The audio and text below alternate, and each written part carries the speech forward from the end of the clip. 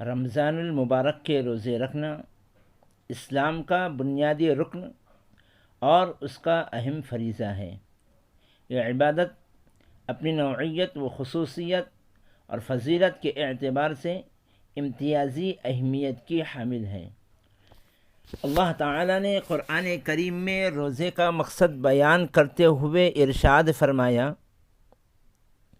اے ایمان والو، تم پر روزے فرض کر دیے گئے ہیں جس طرح تم سے پہلے لوگوں پر فرض کیے گئے تھے، تاکہ تمہارے اندر تقوی پیدا ہو۔ حقیقت بھی یہی ہے کہ روزے کی وجہ سے نفسانی خواہشات دبتی اور مٹتی ہے۔ روزہ گناہوں اور منکرات سے بچنے کے لیے ڈھال اور بچاؤ کا کام دیتا ہے۔ روزے سے روحانیت میں ترقی ہوتی ہے اور دل کے صفائی اور اللہ سے قریب ہونے کے لیے بھی روزہ نہایت اہم ذریعہ ہے۔ روزے پر اللہ تعالیٰ کی طرف سے خصوصی انعام دیا جائے گا۔ حضرت ابو ہریرہ رضی اللہ تعالی عنہ سے روایت ہے کہ حضور اقدس صلی اللہ علیہ وسلم نے ارشاد فرمایا، آدمی کے ہر اچھے عمل کا ثواب 10 گنا سے 700 گنا تک بڑھا دیا جاتا ہے، سوائے روزے کے۔ اس کے بارے میں اللہ تعالیٰ ارشاد فرماتے ہیں کہ روزہ بندے کی طرف سے خاص میرے لیے ایک تحفہ ہے، اور میں ہی اپنی مرضی کے مطابق اس کا انعام و ثواب دوں گا۔ میرا بندہ میری رضا کے واسطے اپنے خواہش نفس اور اپنا کھانا پینا چھوڑ دیتا ہے۔ روزے دار کے لیے 2 خوشیاں ہیں، ایک افطار کے وقت اور دوسری اللہ تعالیٰ سے ملاقات کے وقت، اور روزے دار کے منہ کی بو اللہ تعالیٰ کے نزدیک مشک کی خوشبو سے بہتر ہے۔ قیامت کے دن روزے بندے کی سفارش کریں گے۔ حضرت عبداللہ بن عمرو بن عاص رضی اللہ عنہ سے روایت ہے، رسول اکرم صلی اللہ علیہ وسلم نے ارشاد فرمایا، روزہ اور قرآن کریم دونوں قیامت کے دن بندے کے لیے شفاعت کریں گے۔ روزہ عرض کریں گا، اے میرے رب، میں نے اس کو کھانے اور نفسانی خواہش پوری کرنے سے روکے رکھا، لہذا اس کے بارے میں میری شفاعت قبول فرمائیے۔ قرآن کریم کہے گا، میں نے اسے رات کو سونے سے روکا کہ یہ رات کو نوافل میں میری تلاوت کرتا تھا، لہذا اس کے بارے میں میری شفاعت قبول فرمائیے۔ چنانچہ دونوں کی سفارش قبول ہوں گی۔ کتنے خوش نصیب ہیں وہ بندے جن کے حق میں ان کے روزوں اور قرآن کریم کی شفاعت قبول ہوں گی۔ محترم حاضرین، روزہ ایمان اور ثواب کی امید کے ساتھ رکھیں۔ ایمان اور احتساب، ثواب کی امید کے ساتھ نیک عمل کرنے کی فضیلت احادیث میں آئی ہے۔ ایمان اور احتساب کا مطلب یہ ہے کہ جو نیک عمل کیا جاوے اس کا مقصد بس اللہ اور اس کے رسول کی اطاعت ہو، اس کے وعدوں اور وعیدوں پر یقین رکھنا ہو، اور اس پر بتائے ہوئے اجر و ثواب کے بارے میں پوری امید ہو، کوئی دوسرا جذبہ اور مقصد اس میں نہ ہو۔ یہی ایمان و احتساب ہمارے اعمال کی جان ہے۔ اگر یہ نہ ہو تو پھر ظاہر کے لحاظ سے بڑے سے بڑے اعمال بھی بے جان اور کھوکھلے ہیں۔ اس لیے اپنے ہر عمل میں اس صفت کو پیدا کرنا ضروری ہے۔ حضرت ابو ہریرہ رضی اللہ عنہ سے روایت ہے کہ حضور اقدس صلی اللہ علیہ وسلم نے ارشاد فرمایا، جو لوگ رمضان کے روزے ایمان اور احتساب کے ساتھ رکھیں گے ان کے پچھلے تمام گناہ معاف کر دیے جائیں گے، اور ایسے ہی جو لوگ ایمان اور احتساب کے ساتھ رمضان کی راتوں میں نوافل، تراویح اور تہجد پڑھیں گے ان کے بھی پچھلے تمام گناہ معاف کر دیے جائیں گے۔ روزہ دار کی دعا ضرور قبول ہوتی ہے۔ حضرت ابو ہریرہ رضی اللہ تعالی عنہ سے روایت ہے، حضور اقدس صلی اللہ علیہ وسلم نے ارشاد فرمایا، روزے دار کی دعا ضرور قبول ہوتی ہے، رد نہیں کی جاتی۔ افطار کے وقت خاص طور پر دعا قبول ہوتی ہے، اس لیے اس وقت دعا کا خوب اہتمام کرنا چاہیے۔ ایک حدیث میں حضور اقدس صلی اللہ علیہ وسلم کا ارشاد ہے، یقیناً افطار کے وقت روزہ دار کی دعا ضرور قبول کی جاتی ہے، رد نہیں کی جاتی۔ روزہ داروں کے لیے فرشتے افطار کے وقت تک استغفار کرتے رہتے ہیں۔ حضرت ابو ہریرہ رضی اللہ تعالی عنہ سے روایت ہے، حضور اقدس صلی اللہ علیہ وسلم نے ارشاد فرمایا، میری امت کو رمضان شریف کے بارے میں 5 چیزیں خصوصی طور پر دی گئی ہیں جو پہلی امتوں کو نہیں ملی۔ نمبر 1، ان کے منہ کی بدبو اللہ کے نزدیک مشک سے زیادہ پسندیدہ ہے۔ نمبر 2، ان کے لیے فرشتے افطار کے وقت تک استغفار کرتے رہتے ہیں۔ نمبر 3، جنت ہر روز ان کے لیے سجائی جاتی ہے۔ پھر حق تعالی شانہ فرماتے ہیں، قریب ہے کہ میرے نیک بندے دنیا کی مشقتیں اپنے اوپر سے پھینک کر میری طرف آویں۔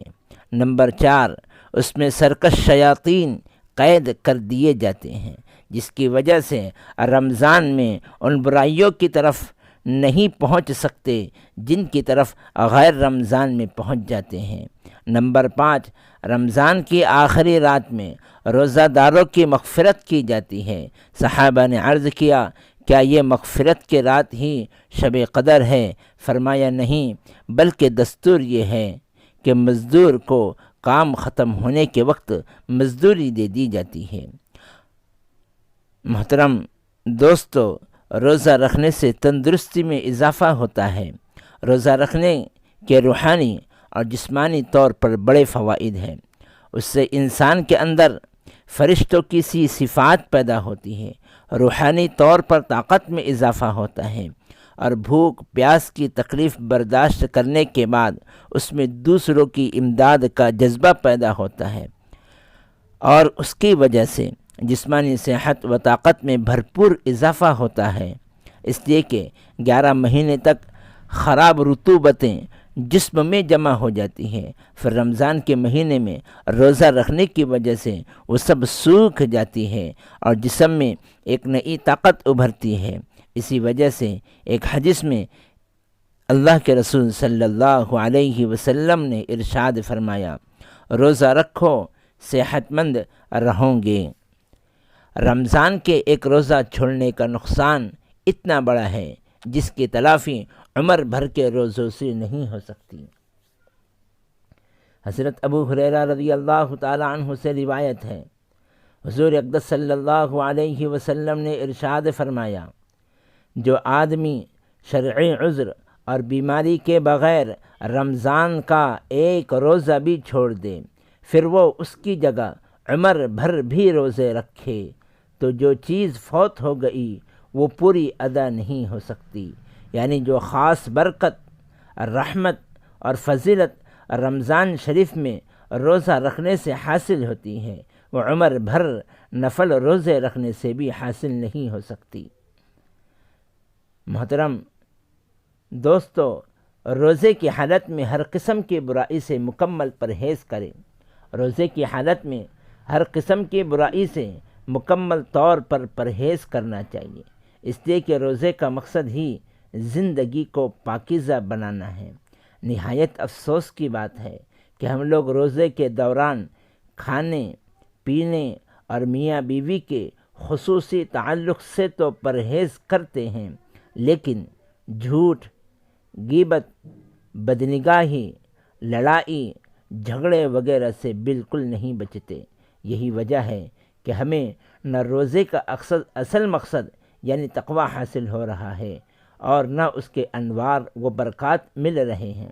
اس لیے حدیث شریف میں حضور اقدس صلی اللہ علیہ وسلم کا ارشاد ہے، جو شخص روزے کی حالت میں ناجائز بات، ناجائز کام اور جہالت کی بات نہ چھوڑے تو اللہ تعالی شانہ کو اس شخص کے بھوکا پیاسا رہنے کی کوئی ضرورت نہیں۔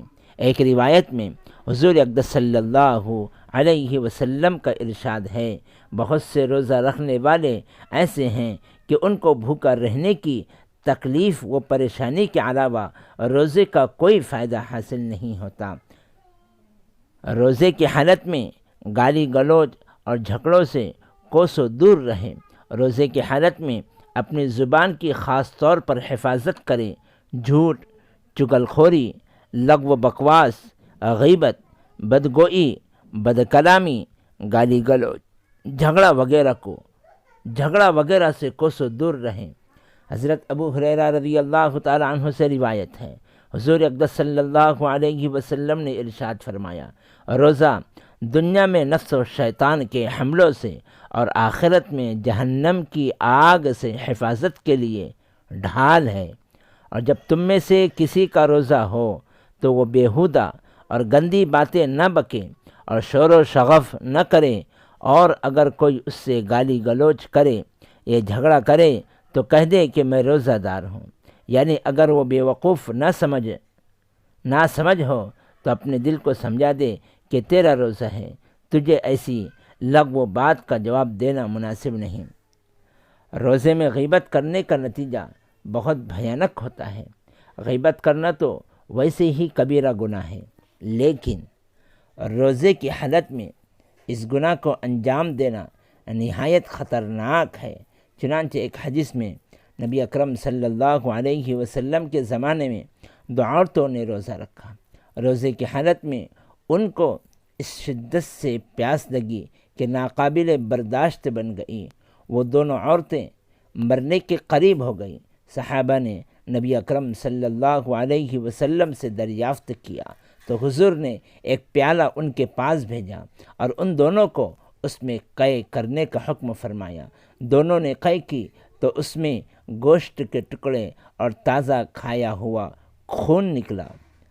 لوگوں کو حیرت ہوئی تو حضور نے ارشاد فرمایا کہ انہوں نے حق تعالی شانہ کی حلال روزی سے تو روزہ رکھا اور حرام چیزوں کو کھایا، کہ دونوں عورتیں ایک دوسرے کے پاس بیٹھ کر لوگوں کی غیبت کرتی ہے۔